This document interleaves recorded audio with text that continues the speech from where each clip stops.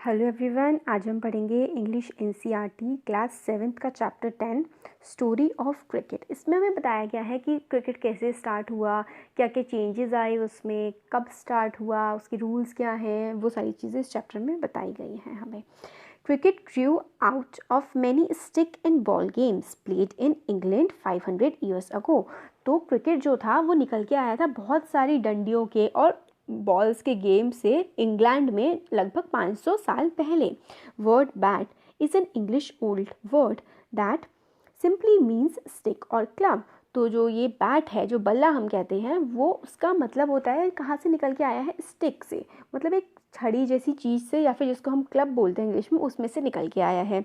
Bye the 17th century cricket had evolve enough to be recognizable as a distinct game. मगर 17th century तक cricket इतना ज़्यादा बढ़ चुका था कि इसको हम एक अलग गेम भी कह सकते थे। Till middle of 18th century, bats were roughly the same shape as hockey sticks, curving outwards at the bottom। और मतलब 18th सेंचुरी तक भी, आज से लगभग 200 साल पहले तक भी, जो क्रिकेट का बैट होता था वैसा होता था जैसे कि हॉकी होती है ना, हॉकी नीचे से मुड़ी हुई होती है, इसी टाइप का बैट होता था क्रिकेट का पहले।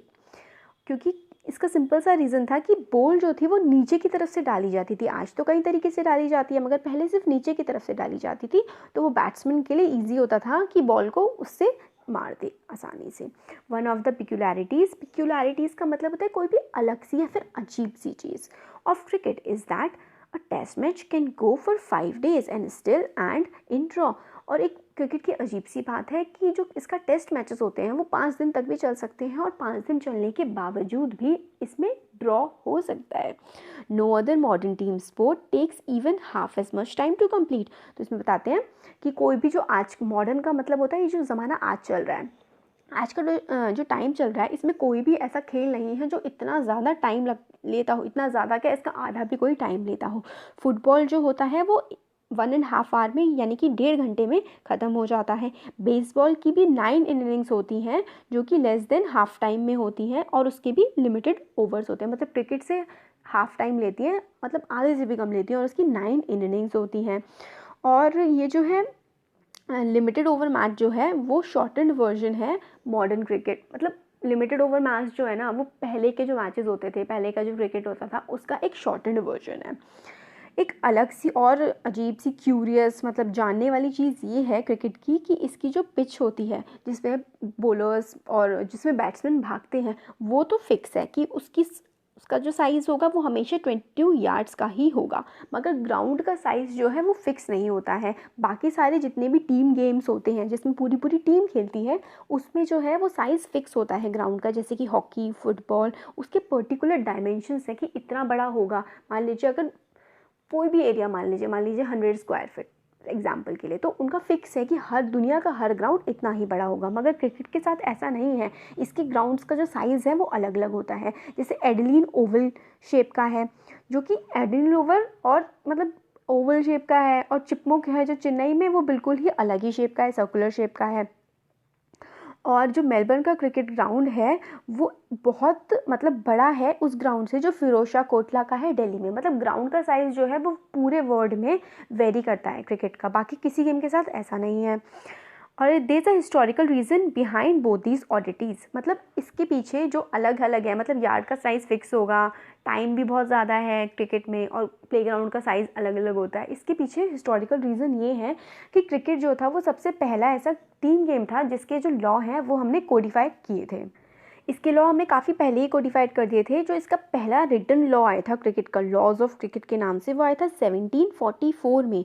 और इसके जो प्रिंसिपल थे वो कहते थे कि मतलब जैसे कि जेंटलमैन, जो प्लेयर्स होते हैं ना उनको जेंटलमैन बोलते हैं इसमें, वो हमेशा जो 2 एम्पायर्स होंगे सारी की सारी डिस्प्यूट सॉल्व करेंगे और सबको उनकी बात माननी पड़ेगी। जो स्टम्प्स होंगे वो होंगे 22 इंचेस की हाइट होगी उनकी, और उनकी जो बेल होगी, उनके ऊपर जो गुल्ली लगी होगी, गुल्ली कहते हैं हिंदी में, वो होगी 6 इंचेस की।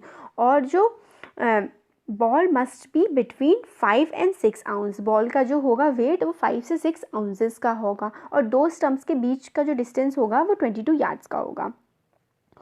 जो पहला क्रिकेट क्लब फॉर्म हुआ था वो हुआ था हैम्बल्डन में 1760s में, और मेलबर्न क्रिकेट क्लब जो बना था वो बना था 1787 में। तो देखिए कितना ज़्यादा पुराना स्पोर्ट्स है, उसके क्लब्स भी बन गए थे। तो हैम्बल्डन बना था 1760s में और मेलबर्न क्रिकेट क्लब बना था 1787 में। और 1760 से 1770s के बीच में मतलब एक बात काफ़ी, it become common to pitch the ball through the air rather than roll it along the ground. पहले जब शुरुआत हुई थी तो रोल करते थे ग्राउंड पे, मगर 1760 से 1770s के टाइम पे अब रोल करने की बजाय हवा में घुमा के फेंकने लगे थे, जैसे कि अब करते हैं। This change gave bowlers the option of length deception through the air plus increased pace। और जो हवा वाली जो चीज़ अब शुरू हो गई थी, इससे हेल्प मिली क्रिकेट बॉलर्स को, काफ़ी ज़्यादा हेल्प मिली कि वो अलग सी स्विंग्स दे सकते थे, स्पिन दे सकते थे, लेंथ और हर चीज़ मतलब चेंज कर सकते थे, पेस वगैरह अपने अकॉर्डिंग। काफ़ी सारा मतलब उनके लिए काफ़ी चीज़ बढ़ गई। In response batsman had to master timing and shot selection. अब बैट्समैन को भी मास्टर करना पड़ा कि हम किस टाइम पे उसको बॉल को मारें और उसका जो शॉट होगा वो कैसा होगा, ये सब चीज़ें अब बैट्समैन को भी सही करनी पड़ी। एक इमीडिएट रिजल्ट जो हुआ इसका वो ये हुआ कि रिप्लेस हो गया कर्व बैट से स्ट्रेट बैट। मतलब पहले क्या होते थे, नीचे से घूमे हुए बैट होते थे, और अब जब बॉलर हवा में बॉल फेंक के मार सकता था तो बैट्स जो आने लगे वो स्ट्रेट बैट आने लगे।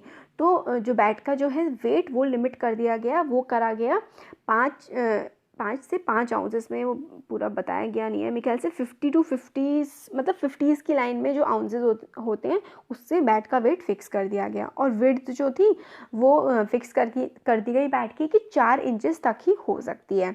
1774 में first lag before law was publish. Lag before law एक लॉ था जो क्रिकेट से रिलेटेड था, वो पब्लिश किया गया 1774 में। और इसी टाइम के अराउंड एक थर्ड स्टम्प भी कॉमन हो गया। पहले 2 स्टंप हुआ करते थे, अब तो 3 होते हैं।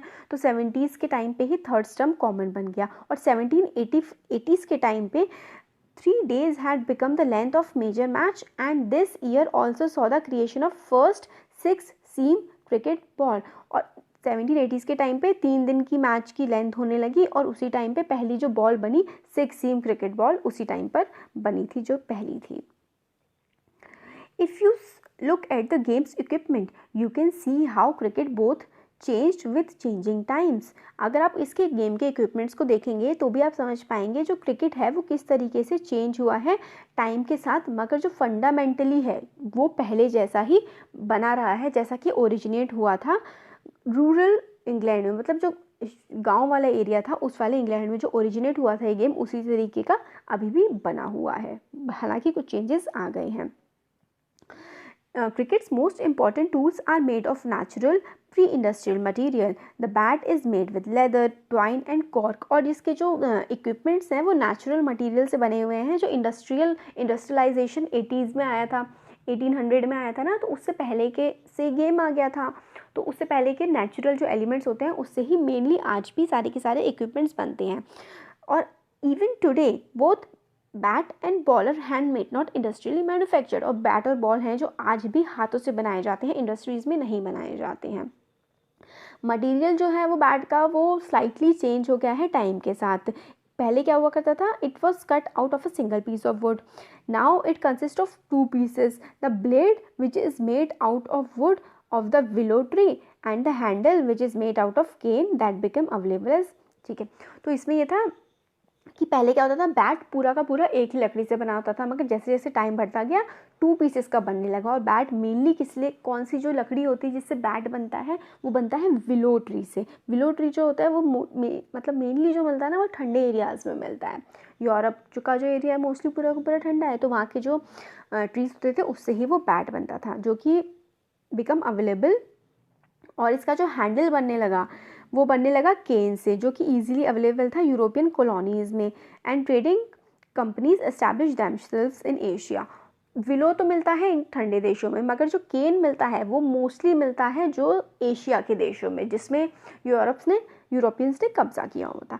Unlike golf and tennis, cricket has refused to remake its tool with industrial or man-made materials, plastic, fiberglass and man-made, they have firmly rejected।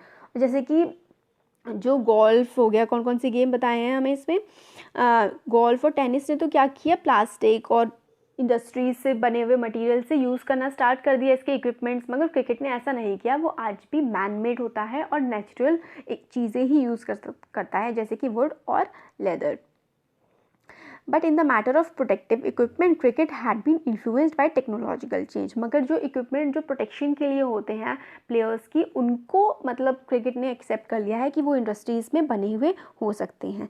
Invention of vulcanized rubber led to the introduction of pads in 1848 and protective gloves soon afterwards. और मतलब जो vulcanised rubber थी, उसके vulcanised rubber जिसमें काफ़ी सारे elements मिलाए जाते हैं, इंडस्ट्रीज़ में प्रिपेयर होती है, वो यूज़ करना स्टार्ट कर दिया एज पैड्स प्रोटेक्शन के लिए 1848 में। And the modern game would be unimaginable without helmets made out of metal and synthetic light weight materials. और जैसे कि जो हेलमेट्स होते हैं वो भी किससे बने होते हैं, मेटल से बने होते हैं। वो सब क्या इंडस्ट्रीज में प्रिपेयर होता है। तो प्रोटेक्टिव गेजेस जो थे वो तो क्रिकेट ने एक्सेप्ट कर लिए, मगर जो बैट और बॉल है वो आज भी नेचुरल मटेरियल से ही हमें जो है वो मिलते हैं। अब स्टार्ट होता है इसका पार्ट सेकेंड, वो हम देखेंगे नेक्स्ट वाले वीडियो में।